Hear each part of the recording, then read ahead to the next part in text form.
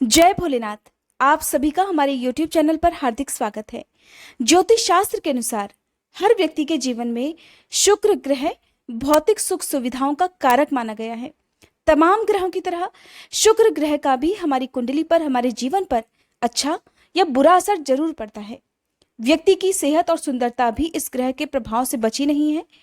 ज्योतिष शास्त्र की अगर बात करें तो जिस व्यक्ति की कुंडली में उसका शुक्र ग्रह मजबूत होता है, उस जातक का जो वैवाहिक जीवन है वो बहुत ही खूबसूरत होता है, बहुत ही सुखद होता है। ऐसे में अगर आप भी अपनी कुंडली में मौजूद शुक्र ग्रह को मजबूत बनाकर मनचाहा फल प्राप्त करना चाहते हैं या मनचाहा दाम्पत्य जीवन प्राप्त करना चाहते हैं, तो आपको हर महीने पड़ने वाले प्रदोष व्रत के दिन, और जब शुक्रवार के दिन ये प्रदोष व्रत पड़ता है जिसे शुक्र प्रदोष व्रत कहते हैं, उस दिन आपको भगवान शिव की पूजा करनी चाहिए और उपवास रखकर शाम के समय प्रदोष काल में भगवान शिव और पूरे शिव परिवार की पूजा करनी चाहिए। प्रदोष काल का समय होता है सूर्यास्त से 45 मिनट पहले और 45 मिनट बाद का समय। आज की इस वीडियो में आप जानने वाले हैं विशाख मास के शुक्ल पक्ष के प्रदोष व्रत के बारे में। त्रयोदशी तिथि कब से कब तक रहेगी, इस दिन सूर्योदय और सूर्यास्त का समय क्या रहेगा, आप जानेंगे शुक्र प्रदोष व्रत के दिन रहने वाले प्रदोष काल के समय के बारे में। साथ ही मैं आपको बताऊंगी शुक्र प्रदोष व्रत के दिन मनचाही इच्छा पूर्ण करने के लिए किए जाने वाले कुछ बहुत ही प्रभावशाली उपायों के बारे में। तो पहले जान लेते हैं तिथि और शुभ मुहूर्त के बारे में।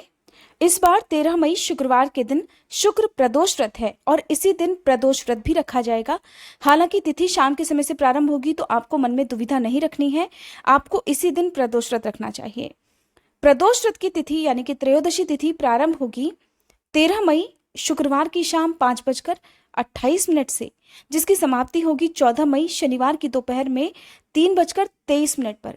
ऐसे में क्योंकि शाम के समय से त्रयोदशी तिथि प्रारंभ हो रही है, फिर भी आपको 13 मई को ही व्रत रखना चाहिए। सूर्योदय का समय 13 मई शुक्रवार को रहेगा सुबह 5:50 और सूर्यास्त का समय रहेगा शाम 6:55 पर। 13 मई शुक्रवार के दिन प्रदोष काल का समय रहेगा शाम 6:10 से लेकर शाम 7:40 तक। किसी भी प्रदोष व्रत में जो पूजा की जाती है वो प्रदोष काल में ही मान्य होती है। मान्यता है कि इस समय भगवान शिव रजत भवन में बड़ी प्रसन्न मुद्रा में होती हैं।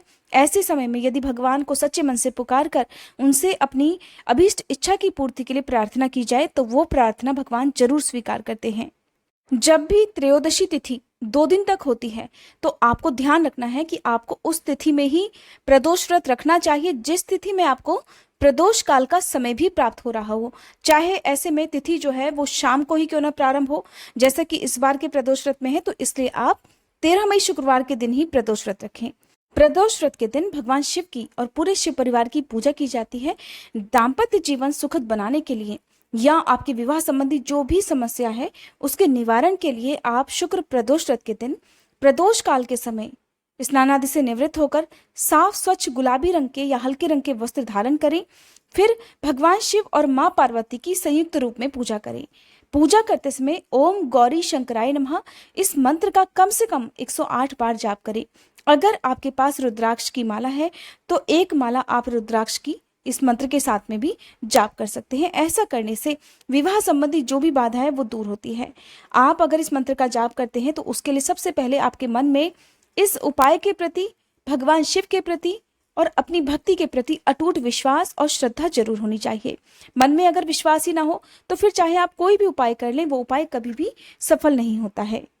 कई बार बहुत सारे घरों में ऐसा होता है कि पति पत्नी के विचार नहीं मिलते, उनके बीच में हर समय बहुत ही क्लेश रहता हो या उनका जो दाम्पत्य जीवन है वो बहुत ज़्यादा कड़वाहटों से भरा हो। तो ऐसे में हर प्रदोष व्रत के दिन चाहिए कि आप शाम के समय जब भी पूजा करें तो एक मिट्टी के दीपक में आप कपूर जलाएं, उसमें लौंग का एक जोड़ा घी में डुबोकर उस कपूर के ऊपर रख दें और ओम श्री गणेशाय नमः फिर ओम श्री अग्नि देवताय नमः इस मंत्र का आप जाप करें। मंत्र का जाप करते समय अग्नि देवता से आप ध्यान करें कि हे अग्निदेव, हम दोनों पति पत्नी के बीच में जो भी कलह क्लेश हैं वो इसी अग्नि में जलकर भस्म हो जाएं। हमारे घर की खुशियों को, हमारी सुख समृद्धि को किसी की नजर ना लगे। अगर आप विश्वास रखकर मन में इस उपाय को करते हैं और लगातार फिर आप 7 प्रदोष व्रत तक करते हैं तो आप और आपके पति के बीच में या आप जो पति पत्नी हैं उनके बीच के संबंध जरूर मधुर होंगे। आप भगवान शिव और माँ पार्वती की पूजा नियमित रूप से करते रहें, आपके जीवन की जो भी समस्याएं हैं वो जरूर दूर होंगी। जिन कुंवारे लोगों के विवाह में बाधा आ रही हो, ऐसे लोगों को शुक्र प्रदोष व्रत के दिन भगवान शिव और माँ पार्वती को गुलाबी रंग के फूल अर्पित करने चाहिए और भगवान शिव को चंदन का तिलक लगाकर धूप दीपक जलाना चाहिए। शिवलिंग का अभिषेक आप चाहे तो गंगा जल से कर सकते हैं, शहद से या फिर घी से आप कर सकते हैं। अगर आप शिवलिंग का अभिषेक गंगा जल के अलावा शहद, घी से या पंचामृत से करते हैं तो उसके बाद में आप शुद्ध जल से भगवान शिव को यानी कि शिवलिंग को आप अभिषेक जरूर करें। कभी भी शहद या घी या दही अर्पित करने के बाद शिवलिंग को ऐसे ही नहीं छोड़ा जाता है। शिवलिंग की हमेशा आधी ही परिक्रमा की जाती है, ये बात आप सभी जानते हैं। और ध्यान रखना है, जो सोम सूत्र होता है यानी कि जो शिवलिंग पर हम जल या जो भी वस्तु अर्पित करते हैं, जो जिस जगह से वो नीचे को गिरती है उस जगह को कभी भी लांघना नहीं चाहिए, क्योंकि अगर ऐसा होता है तो इसका भी बहुत भारी दोष लगता है, जो हो सकता है बहुत से लोगों को ना पता हो। ऐसा करने से जीवन में बहुत सारी परेशानियां आ जाती हैं, दाम्पत्य जीवन बहुत ज्यादा कड़वा हो जाता है। बहुत सारे लोग सोम सूत्र की जगह से निकले हुए जल को पान करते हैं यानी कि अपने गले से नीचे उतारते हैं। तो देखिए, ऐसा नहीं किया जाता है। सोम सूत्र से निकला हुआ चाहे वो जल हो, पंचामृत हो या घी हो, दही हो, आप उसे अपने कंठ में ना उतारें यानी कि अपने मुंह के अंदर ना डालें। आप उसे सिर्फ अपने माथे से और अपनी आंखों पर लगाएं। जो आपकी तर्जनी उंगली है उससे आप अपनी आंखों पर, दोनों आंखों पर लगाएं और भगवान शिव का ध्यान करें, लेकिन कभी भी उसे पीना नहीं चाहिए। अक्सर लोग ऐसा करते हैं, लेकिन आपको बता दें कि इसका भी दोष लगता है। इसलिए अगर आप चाहते हैं भगवान शिव आप पर सदा प्रसन्न रहे तो आप किसी भी प्रदोष व्रत के दिन, खासकर शुक्र प्रदोष व्रत के दिन, इन बातों का ध्यान जरूर रखें। ये थी आज की वीडियो। अगर आप जानना चाहते हो प्रदोष व्रत की संपूर्ण पूजा विधि के बारे में तो आप हमारे दूसरे चैनल किटकैट स्टोरीज पर इन सभी बातों को देख सकते हैं। साथ ही व्रत कथाएं भी आप उस चैनल पर सुन सकते हैं।